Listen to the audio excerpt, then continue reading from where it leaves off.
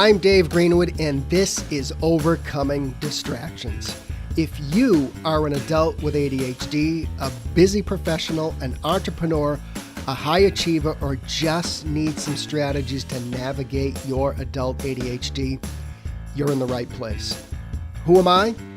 I'm an entrepreneur with ADHD and the author of 2 books, Overcoming Distractions and Overcoming Burnout. I coach and mentor people just like you, and together we navigate the ups and downs of adult ADHD. From getting out of our own way to helping people just like you thrive in the workplace. That's what I do. Want more info on working with me? Hit overcomingdistractions.com. Ready? Let's get to today's podcast. Hey, what's up, everybody? It's Dave. You are back on Overcoming Distractions. It is 2025, and I just want to take just a half a second to say thanks for coming back. We are scheduled to have some really cool episodes coming up, whether it is me or whether it is some of the cool guests that we have booked, talking about everything. We're talking about burnout, talking about why we ignore our to-do lists, all types of things. So if you are that busy professional with ADHD, or you think you have ADHD, you are in the right place. So a couple quick housekeeping notes. Number one, if you are that busy professional, you're that entrepreneur, that business owner, wherever you are, if you are stuck and just need somebody to problem solve with and maybe get some things back on the right track, figure things out, figure out your journey as an adult with ADHD, I am here. Just hit the website, click on that 15-minute call button, and let's chat and see if we're a good match. The other thing is, if you have gained a lot of value from the podcast and you want to buy me a coffee, because, listen, guys, I do not even speak to people in the morning until I've had my coffee. So you can go to buymeacoffee.com/overcomingd, and you can buy me a cup of coffee. You can buy me 5 cups of coffee because I live on coffee, and I am not ashamed to admit it. So, all right, it's a new year. I hate New Year's resolutions. Most of us do. They're bullshit. So, but I do believe that there are just times where we need to just take a look at what's going on in our ADHD life and our ADHD world. And I am convinced, and you've probably figured this out by now, that ADHD is that kind of lifelong journey.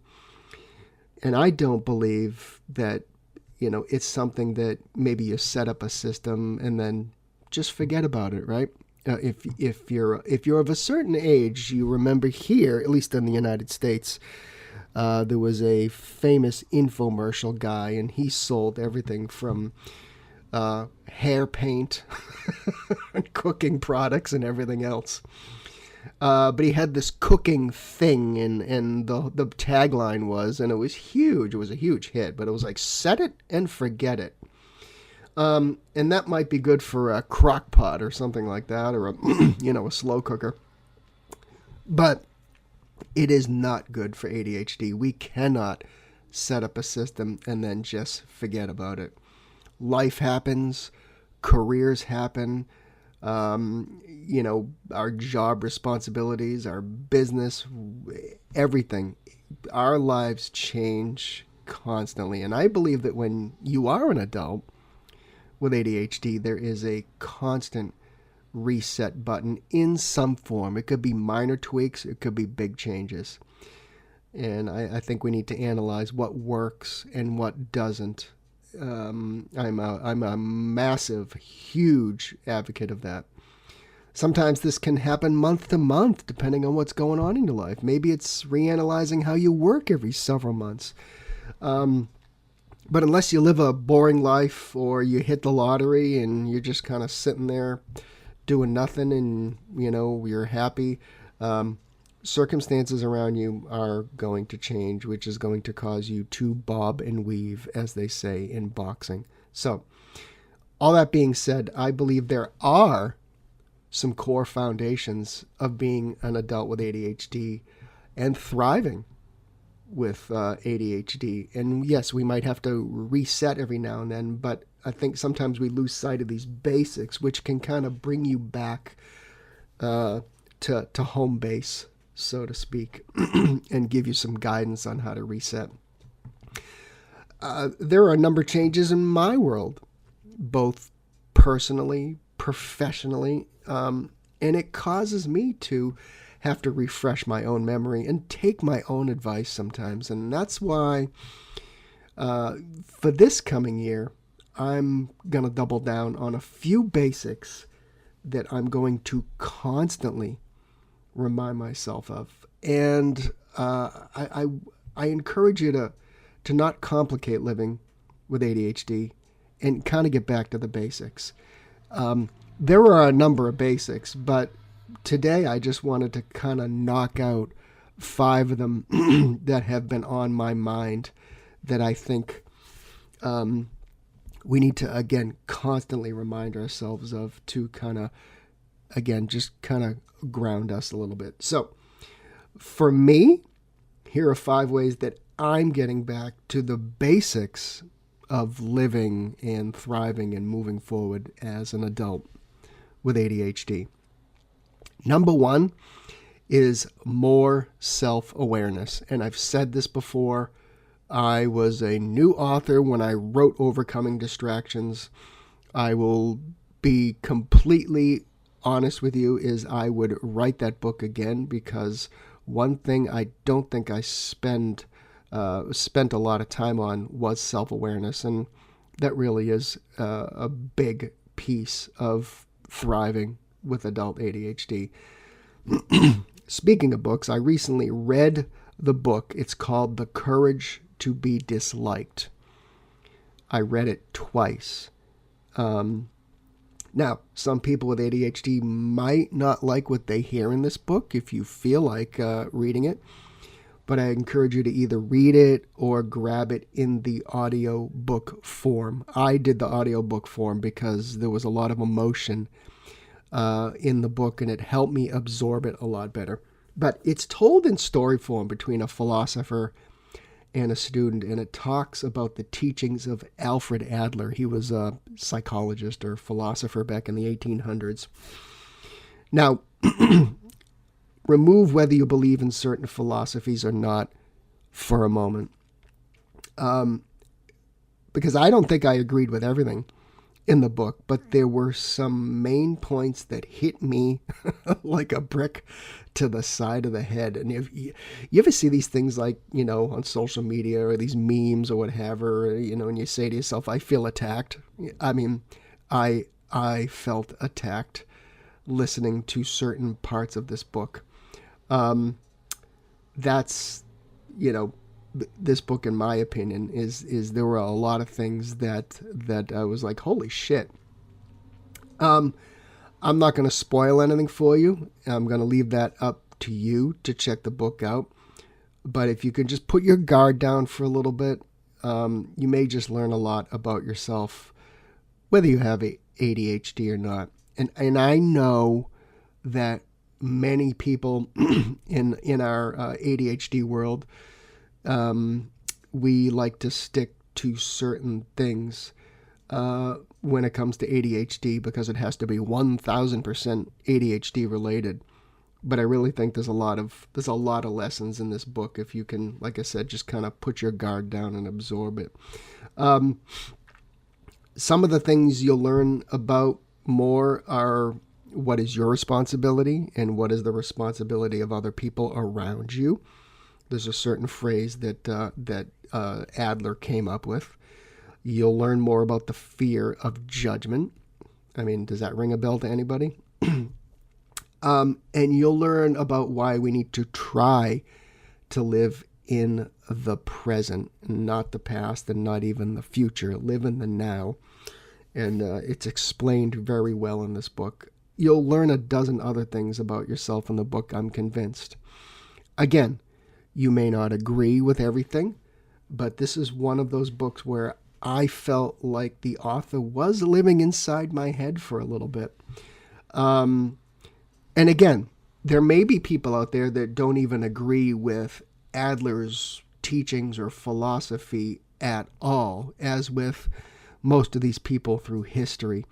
They had other things going on in their life, or, they had certain beliefs or what have you. But remove that, because there are some lessons in the book that I think can help us with a little bit more self-awareness. And again, I'll say it again, we don't always have to consume ADHD-specific advice. There's a lot to learn about ourselves by expanding the information we consume. So what am I doing in 2025? I'm doubling down on self-awareness and why I do or do not do the things that I should or should not be doing. So more self-awareness, learning about ourselves. It is absolutely mission critical. Next, this is more tactical, but it's something that I really need to get myself back to. I do it. And this is what when I work one-on-one with people, we try and do these things. But, I love this, the power of a free day. I work best when I have a lot of runway in front of me, so to speak. If I have a clear day, I can kick some major ass. So I am intent on building free days into every week. Those are days where I have no appointments. Now, that doesn't mean that I don't have anything to do. It means I have lots to do, and I have the time to do it in the environment to get it done. I know myself, and I can't work in between a bunch of meetings. I tried it, and it's difficult. As I go, as far as to not doing anything between meetings, I do that because I'm protecting myself from frustration. So if you're having trouble getting things done at work and at home, I encourage you to wipe out an entire day to get shit done every single week. Make this part of your core foundation of thriving with adult ADHD. Theme days, free days, whatever you want to call it. The power of a free day is amazing. So, hey gang, Dave stepped out real quick to grab a cup of coffee, and if you know Dave, you know he doesn't even speak in the morning without a ton of coffee. So why don't you buy Dave his next cup of coffee? Go to buymeacoffee.com/overcomingd and get him that cup of coffee and support the show. Your support will help keep Dave awake and help keep those podcasts coming out on time. It's buymeacoffee.com/overcomingd. Okay, he's back. Next, the control mindset. And this isn't, let's not mistake this with being a control freak, which many of us are. But I know there are more things that I can control if I look hard enough. I am hell-bent on not living in response mode any longer. And we all do it. If you are an adult with ADHD, you have at one time or another, or at one time during the week or the day, you've lived in response mode. And unless you work in emergency services or retail or food service, or you're a doctor in an emergency room or what have you, living in response mode as a knowledge worker or self-employed or entrepreneur is difficult for the ADHD brain. And that's why I'm trying to control many more aspects of my life to work in my favor, not other people. Call it selfish, but living in response mode month after month after year is going to burn you out. Being in control requires you to find things that throw you off regularly, controlling your schedule to the best of your ability, managing your workload given your ADHD brain. And being in control is going to require you to be a little more proactive, making sure you get stuff on time from other people, not waiting for other people to get back to you, and a little bit of setting your own rules. If you're going to sit down and embark on a big project, make sure you're ready. I use the example many times of, doing a home improvement project. Do you want to go back and forth to the hardware store all day? Or do you want to actually get exactly what you need for your project so you can actually not waste time? You can't live in response mode forever. You'll get burned out. I guarantee it. So my best advice is to identify the things that that are out of your control. It could be anything. Anything. I just gave you one example, but the things that throw you off from time to time, again, sit down, figure out how you can actually control it. However, keep in mind, there are some things you will not be able to control, such as a boss that's an a-hole, work colleagues, or maybe the unreasonable client. Control what you can. All right, my next must-have this year is going to the gym. That's it. That's the pull-up point. But I do go to the gym, but I made a change where I found a gym much closer to my house. And that made all the difference in the world because there was less friction for me to actually get to the gym. So I'm going to make time for the gym several times a week. It's non-negotiable for multiple reasons. I have ADHD. I'm getting older, and it just needs to be part of my life. I don't care if you go for 20 minutes and walk on the treadmill. Being a busy adult with ADHD means you have to show up in some form of exercise or movement or something. You have to move your body. I don't need to cite any data or research because there's a mountain of it on the internet. If I can't convince you, then just go search for ADHD and exercise in the search engine. You'll have a lot to read. Okay, or go read Spark by John Ratey. That's a great book, and if you want to geek out a little bit on the benefits of exercise and ADHD to the body and the mind, it's a great book. So, the last thing, and please take this advice, I'm going to be more kind to myself. And you know what you'll realize someday, if you haven't already? Those of us with ADHD don't own certain things. We don't own certain things. Like, we don't own procrastination or disorganization or being late or losing shit or mismanaging our schedule, crappy and ineffective to-do list, saying yes to everything. Those aren't the ADHD, again, we don't own them.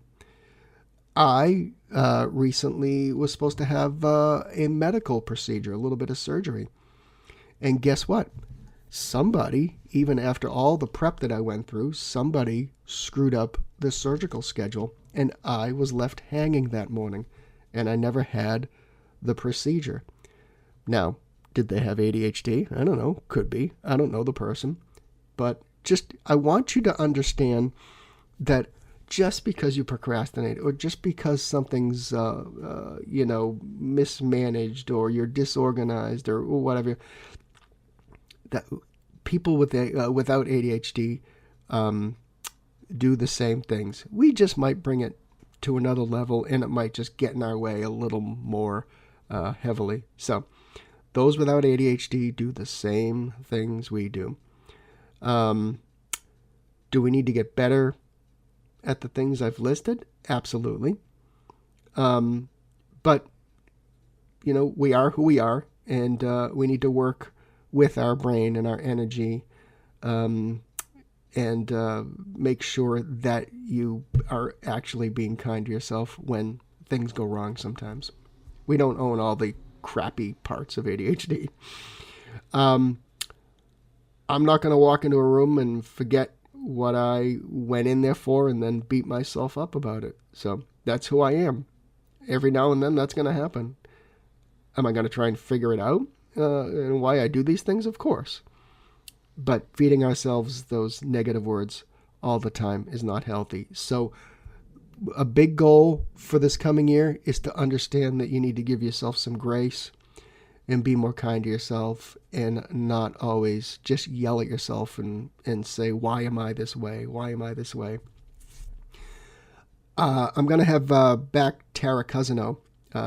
She's the author of a couple books, but she speaks about kindness. She's a PhD.